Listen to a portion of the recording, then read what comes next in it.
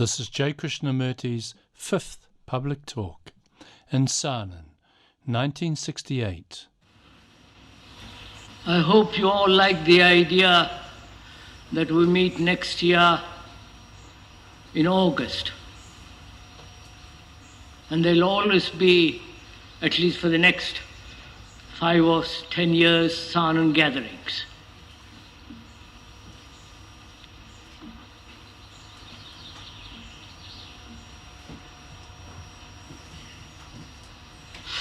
I wonder if you ever asked yourself a fundamental question. A question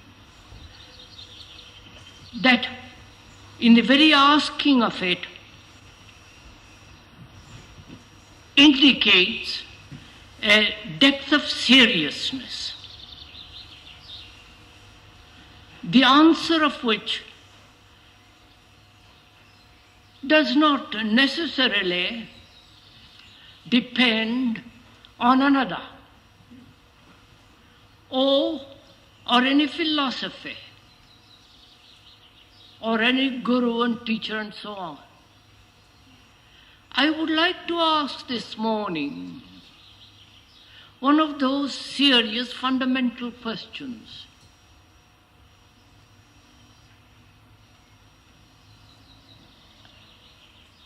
Is there right action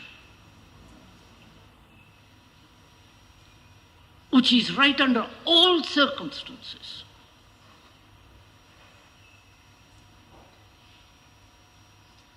Or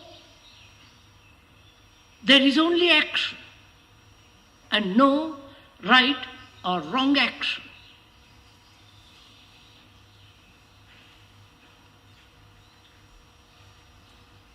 The right action varies according to the individual placed in different circumstances.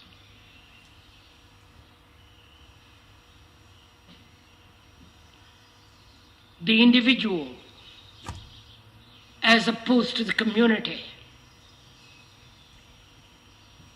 The individual as a soldier fighting, killing another. He might ask, what is right action? And to him the right action obviously would be, as he is in the front, is to kill. And the individual with his family,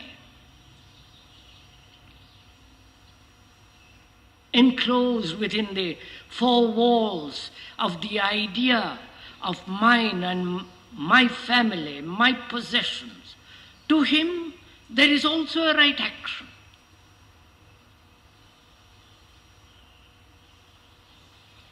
And the man in the office, in the business, to him also there is a right action. And so the right action breeds opposition. The individual action opposed to the collective action. And each maintains that his action is right. The religious man with his exclusive beliefs and dogmas, he pursues what he considers right action, which separates him from the non-believer.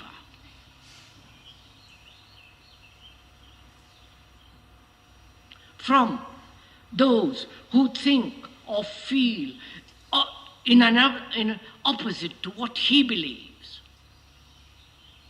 Then there is the action of the specialists who knows, at least he thinks, he knows and is working according to a certain data, according to certain specialized knowledge. And he says, this is the right action. And then there are those political people with their right and wrong action, the communist, the socialist, the capitalist, and so on and on and on.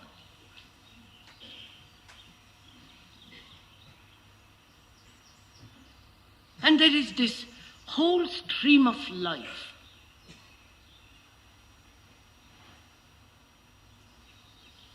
which includes the business life, the political life, the religious life, the life of the family, the life in which there is beauty, love, kindliness, generosity, and so on. So, one asks oneself, looking at all these fragmentary actions,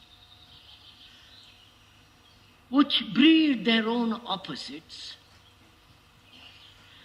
seeing all this, one says, what is right action in all circumstances?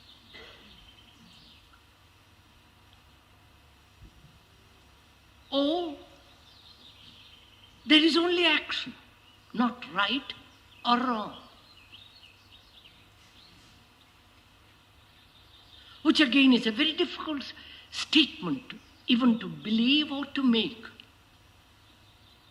Because obviously it's a wrong action to kill. Obviously it's a wrong action when one believes dogma, when one is held by a particular dogma and acts according to that, which is obviously the wrong action. So seeing all this, there are those who say, we are activists. We're not concerned with philosophies, with theories, with various forms of speculative ideologies. We are concerned with action, doing.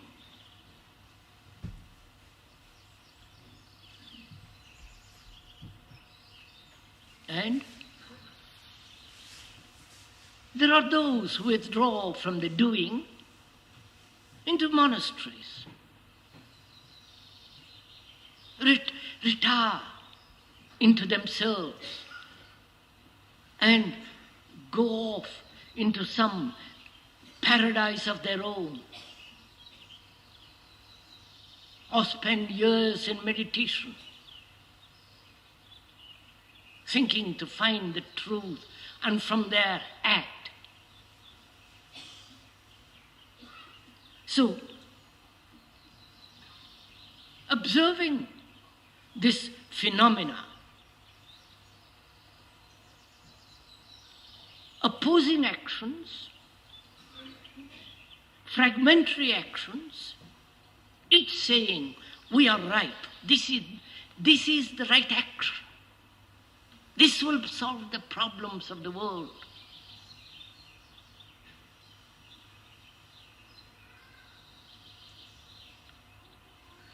And so, creating, consciously or unconsciously, activities opposed to them. And so there is always a division, a separation, an aggressive attitude, a battle.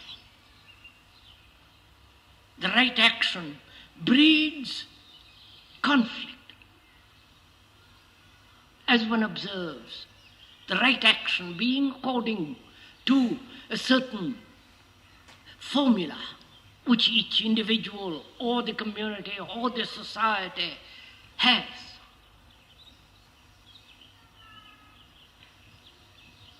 And so observing this, one asks, what is one to do?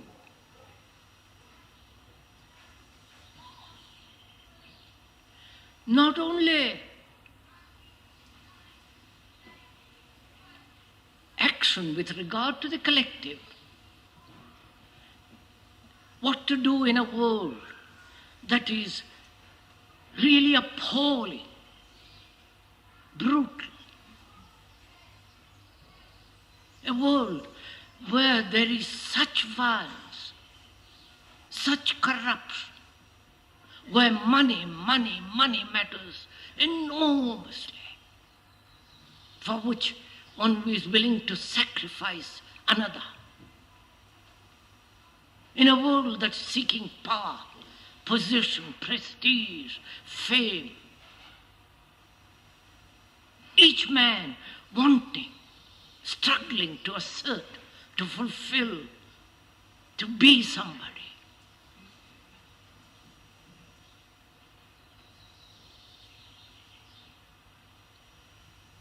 What is one to do? What are you to do? I do not know if you have asked this question. What am I? Living in this world, seeing all this before me, the misery, the enormous suffering man is inflicting upon man, and also the deep suffering that one goes through, the anxiety, the fear, the sense of guilt, the hope and the despair. Seeing all this, one must, if one is at all aware of all this, ask, what am I living in this world to do?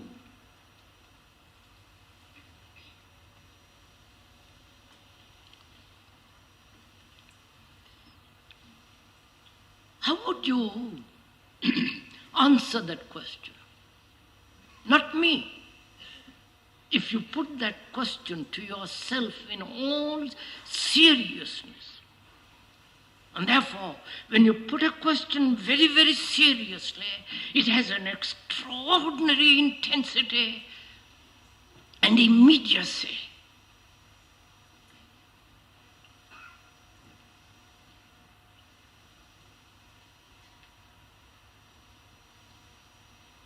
What is your answer to this challenge?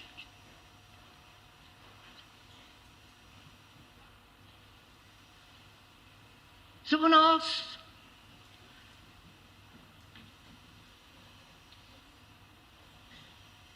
the fragmentary action, the action that is right,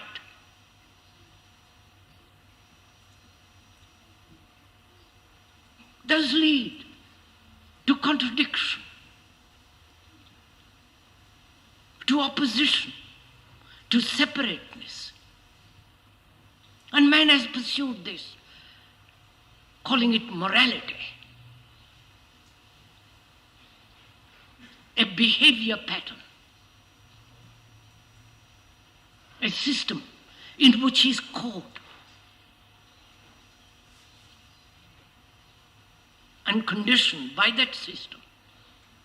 Therefore, to him, there is right action and wrong action, which in its very activity does produce other contradictions and oppositions.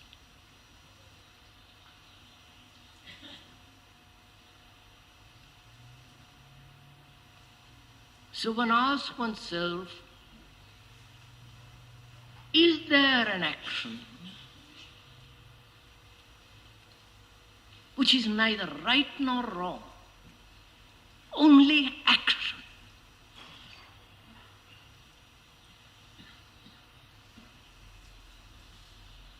Which under all circumstances will be right.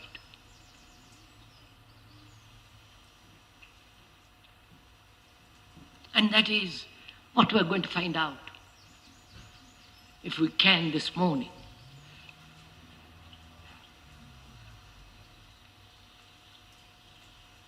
Please Don't just hear a lot of words. Gather few ideas with which you agree or disagree. Accept or reject. Because this is a very, very serious problem, which is how to live. That is involved in this. How to live how to live a life non-fragmentarily, a life which is not broken up into family, business, religion, politics, amusement, serious, broken up constantly. How to live a life that is complete, whole.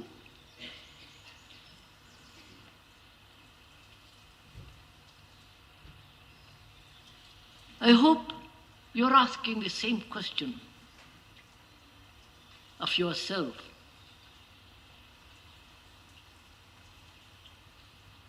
And if you are, then we can go together, communicate together, and be in real communion with each other. Because this is a very, very fundamental, serious question. Because you see, in the East, they have their own pattern of behavior. They say we are right, we are Brahmins, we are superior, we are this, we are that. We know. And there is the West, they are also asserting their own dogmas, beliefs, their way of conduct and morality. All up in opposition, tolerating each other and killing each other at the moment's notice.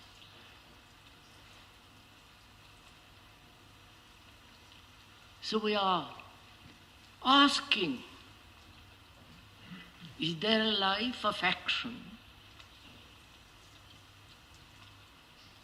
which is never fragmentary, never exclusive, never dividing?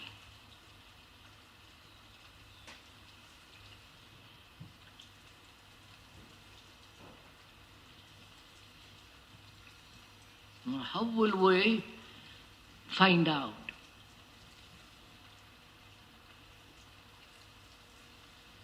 Is it to be found out through verbal explanation, which we shall go into presently? Is it to be found out by another telling you?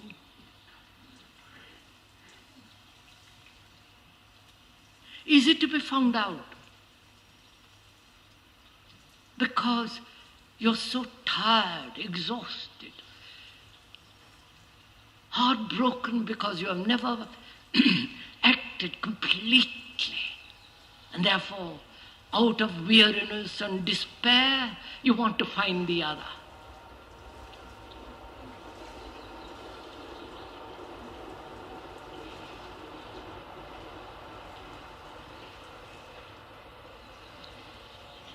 So one must be clear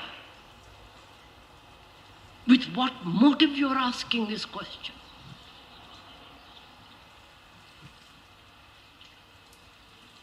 If you have a motive of any kind, your answer will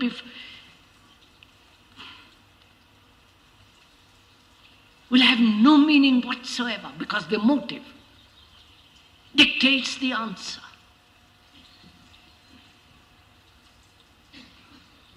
So you must ask this question without any motive.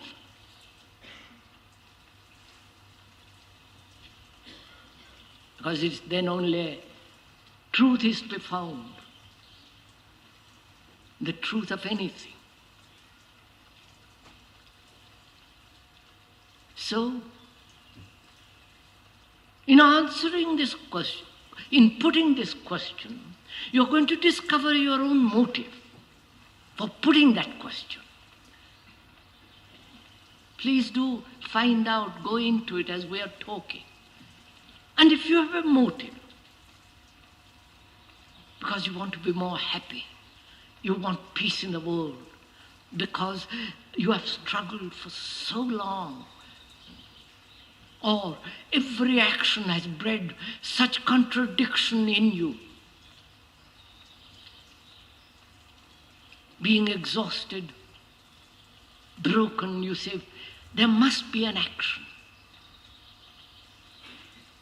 And your motive for the search of the complete action is either out of weariness, out of despair, out of various forms of a longing, escape, a fulfillment. And therefore, your answer will inevitably be very limited. So one must be really aware when you put this question to yourself, whether you can put it without any motive at all. Then you are free to look. You understand? Then you are free to find out. Then you are not tethered to a particular demand, to a particular urge. Right? Can we go on from there? And it's very difficult to be free of a motive.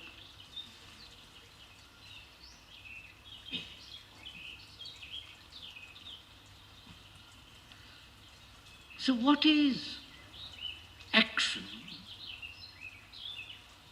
which is not fragmentary,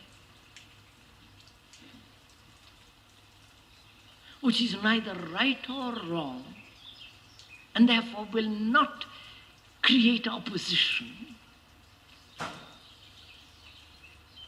An action which is not dualistic. Please follow all this.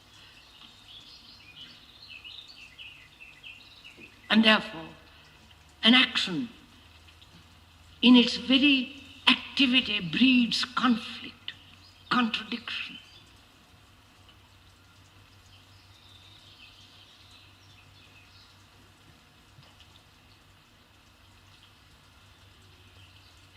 Now, first of all, after having put that question to yourself in all seriousness,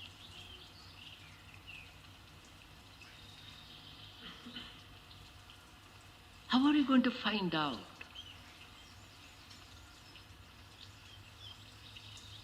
You have to find out. Nobody can give it to you. Then it won't be yours. It won't be something of your, which you have come upon because you have looked with clarity. Therefore can never be taken away, destroyed, or made into something by circumstances.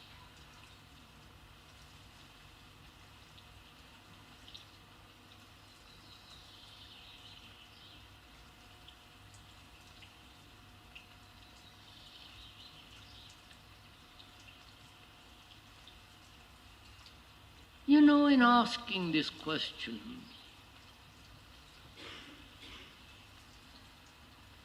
the intellect, with all its cunning, can find a very convenient, observable, actual fact, what to do, given all the data, all the circumstances, seeing that every contradictory action breeds conflict and therefore misery. It can say, I will do this, and make that into a principle. pattern, a formula according to which it will live. Please follow all this. Then if you live according to that formula, as you have done previously, then you are again breeding contradiction. Then you are imitating, following, obeying.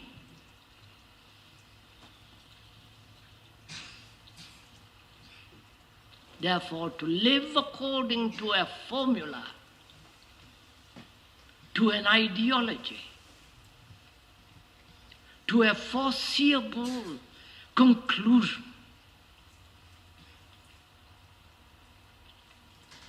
is to live a life of adjustment, imitation, conformity, and therefore opposition.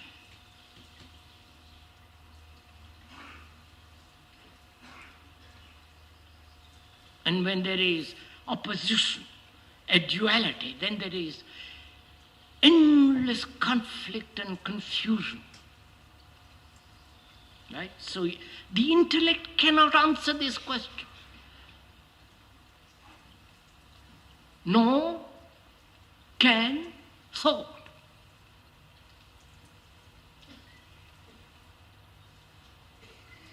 You understand what? Thought, if you have gone into it deeply with yourself, thought is always dividing.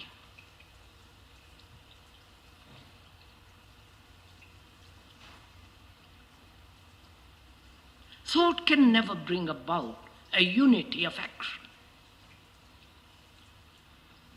Thought can bring about an integrated action.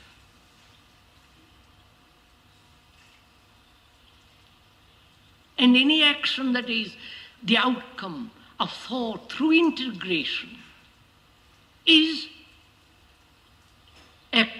will inevitably breed contradictory action. It's wonderful. Are you following all this? I'm sorry to ask. Not the last part.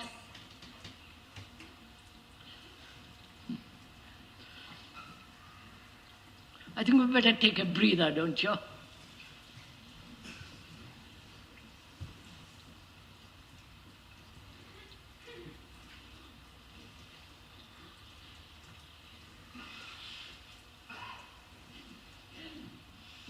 You see, one sees the danger of thought.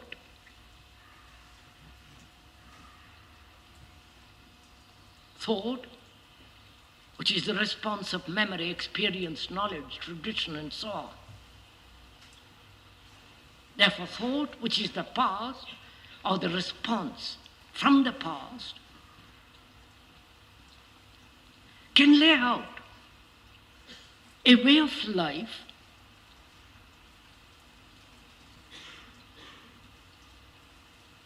and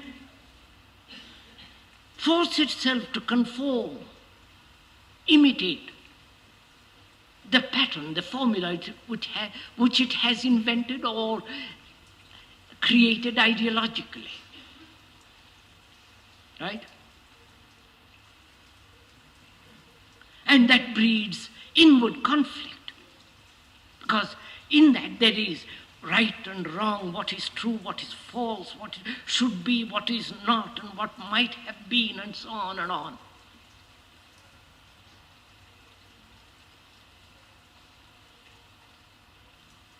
So if the mind can, in putting this question, be clear of motive,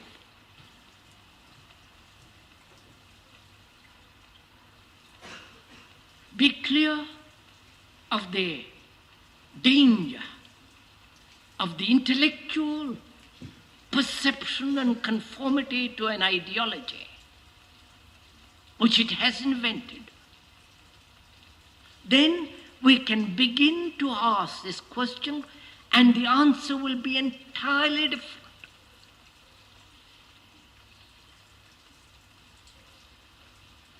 Are we communicating with each other, or am I talking in, outside the tent?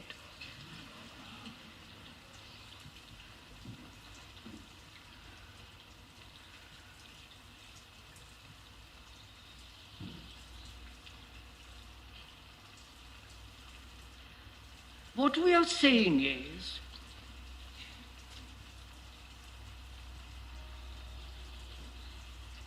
it possible to live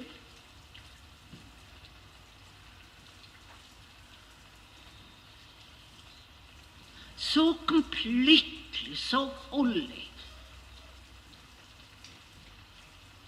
so totally, that there are no fragmentary actions?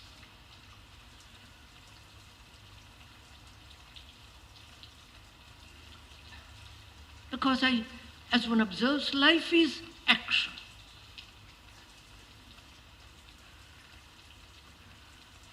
Whatever you do, think, feel is action.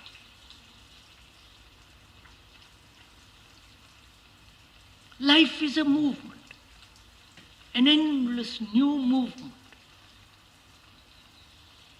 without a beginning and without an end. And we have broken it up into the past, present, and the future, into as living and dying, to love and to hate. We have broken it up into nationalities, destruction, all that stuff. And we're asking, is there a way of life, not ideologically but actually, daily life, every minute of the life, where or in which there is no contradiction, no opposition, no fragmentation. And in the very living of it is the complete action, every minute. Please don't go off into some emotional jag.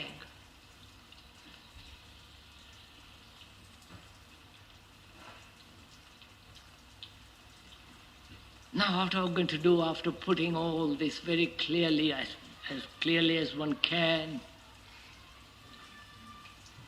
Now what shall we do with that question?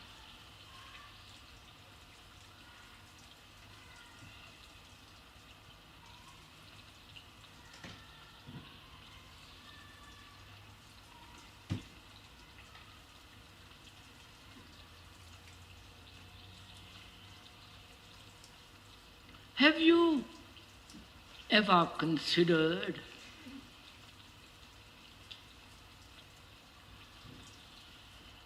what love is?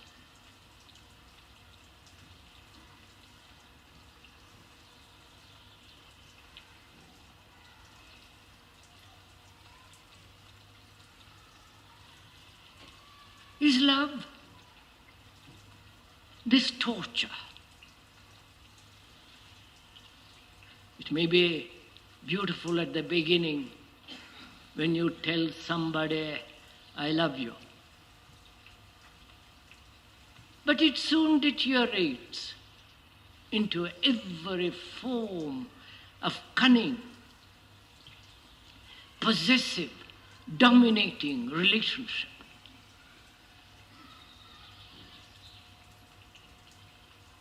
With its hate and jealousy, anxiety, fear. And that's what we call love.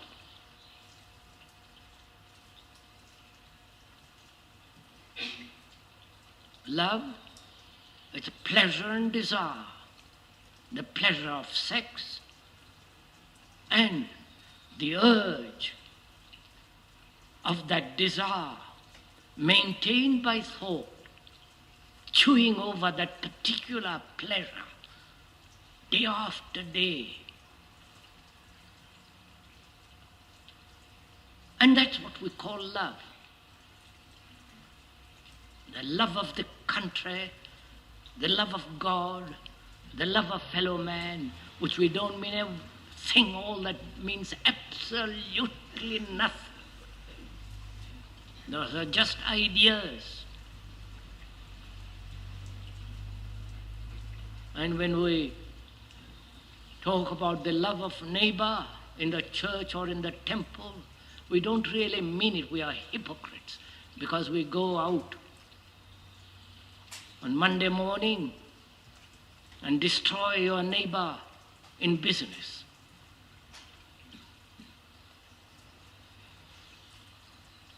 And you destroy your neighbor through competition.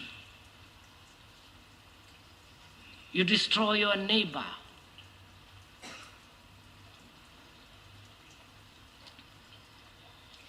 by wanting a better position, more power, and so on and on and on. And yet we talk about love. Love of the particular, the family, and the love of man outside that circle.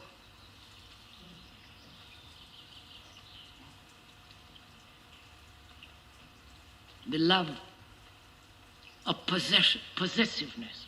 I possess my wife, my husband, my child. I dominate them. Or I let them go because I'm too occupied. I have business, I have other interests, I have, oh, God knows what else. So there is no home. And when there is a home, it is this constant battle of possessiveness, domination, fear, jealousy, trying to fulfill oneself through the family, through sex. And all these phenomena we call love. Don't we?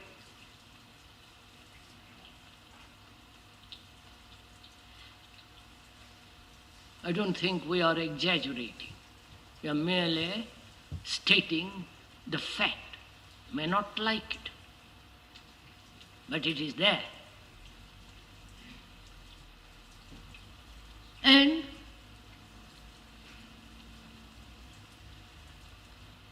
in that, love again arises the right and wrong action.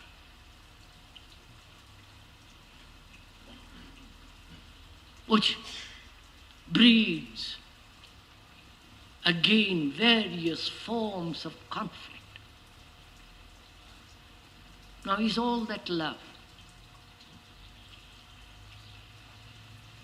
This system which we call love, we accept. It's part of our nature. It has become part of our nature.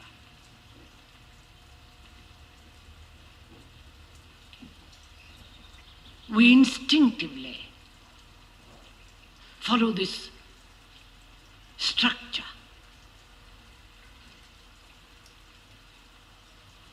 Now, when you look at it all, objectively, really, very earnestly, with clear eyes, is that love?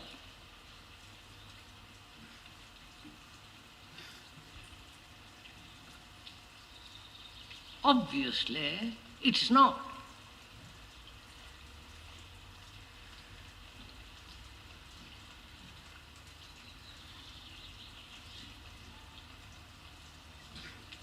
And being caught in the system, in the tradition, in the behavior pattern set by society, by ourselves for centuries, we can't break away. We don't know what to do. And hence there is conflict between the right love and the wrong love, between what should be and what is. The morality of this structure is really immoral. We know that.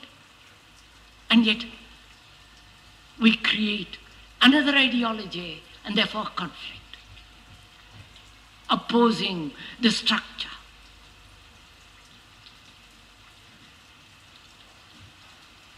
So, what is love? Not your opinion, not your conclusion, not what you think about it. Who cares what you think about it?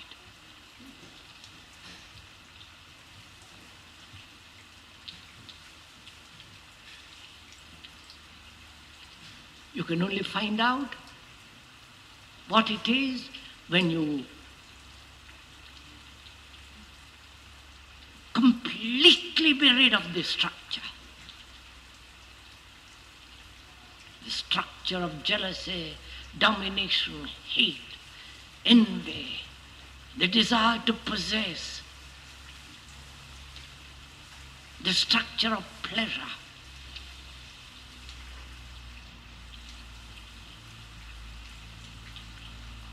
You know, pleasure is something that has to be gone into. We're not saying pleasure is wrong or right, which again would lead us to various forms of conclusions and oppositions. But for most of us, love is associated, is closely knit with pleasure, sexual and other forms of pleasure.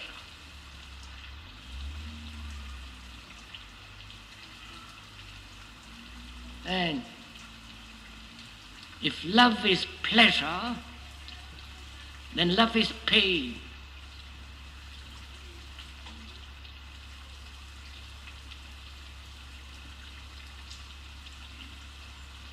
And when there is pain, is there love? So, argumentatively, logically, it is not. And yet we go on with it day after day.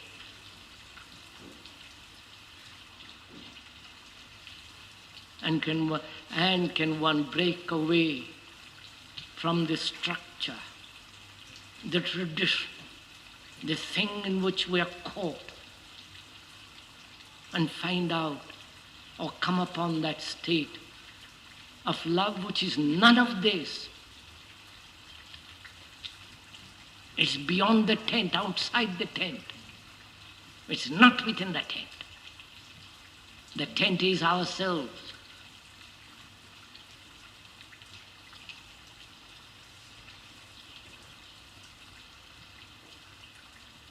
So, we have these two questions. A life in which the very living is the beauty of action and love.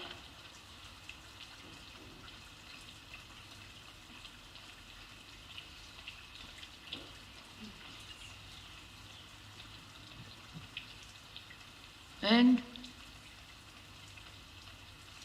without love, there is always the right and wrong action, breeding conflict, contradiction, and opposition.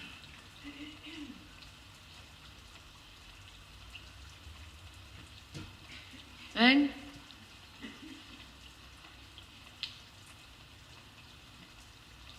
There is only one true one action, only one action, and there is no other action,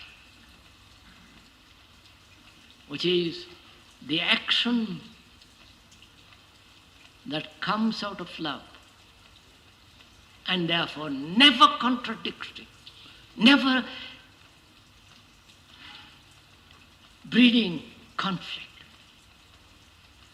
You know, love is both aggressive and non-aggressive. Don't misunderstand it. Love isn't something pacific, quiet, put down somewhere in the cellar or in heaven. When you love, you have vitality, drive, intensity, and the immediacy of action.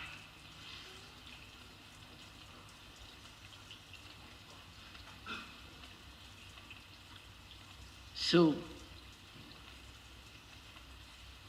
is it possible for us human beings to know, to be involved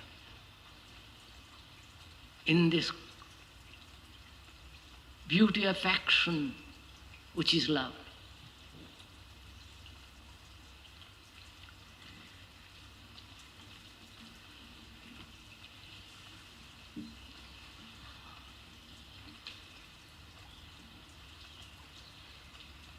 Can we talk about this? Or is that enough for this morning? Sufficient unto the day, the evil thereof.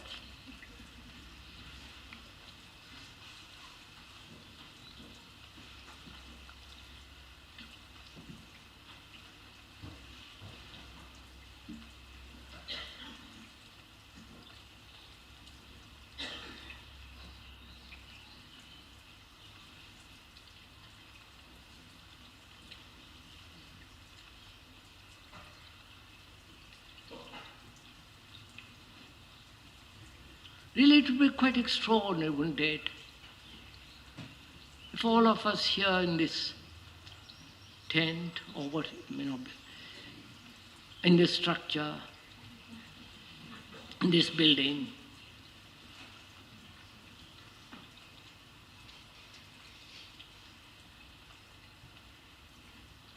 if we could come upon this, not as an idea, not something speculatively to be reached, but actually, from this day, to step out into a different dimension,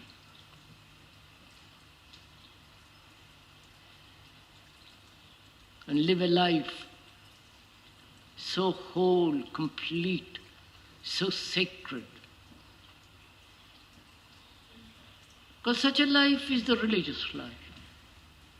There is no other life, no other religion. Because such a life will answer every problem. Because love is very intelligent. It's the highest form of sensitivity and therefore extraordinarily intelligent and practical.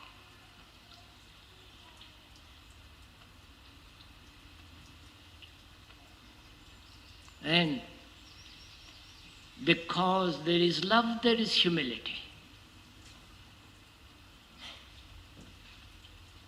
You know, I can go on like this all the morning.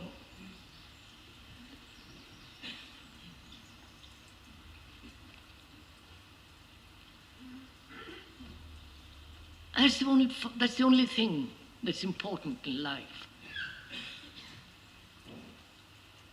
One is steeped in it.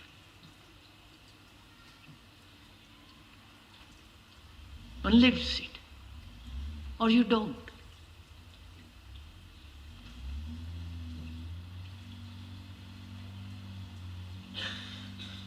And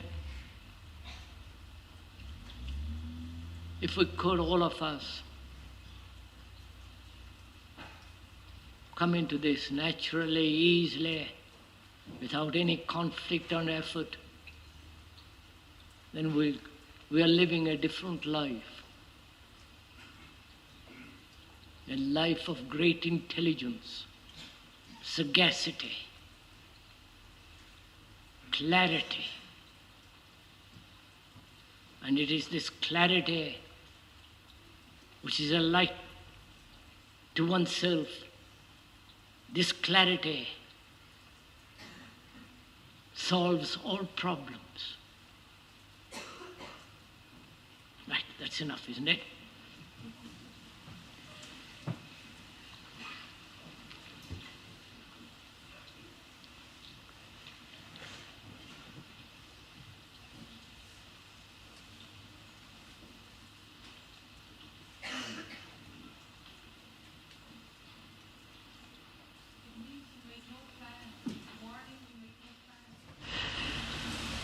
Does it mean you don't make plans? I'm afraid it does not. Yeah, I have to make plan when I got up this morning to come here. And you have to make a plan when you're going to catch your train. You see, intelligence is going to answer these questions. You see, we have lived a life of imitation, of conformity, acceptance, obedience, and therefore we are living according to a formula. And when the formula is taken away forcibly, or you reject it because you see the absurdity of it, you are lost. You say, my God, mustn't I do this, that, and what happens? Whereas if you see, actually observe intimately the structure, the formula, this system you live in. See it, feel it, taste it. And when you see it, out of that perception comes intelligence. And then the intelligence will act. Therefore, intelligence is by its very nature free.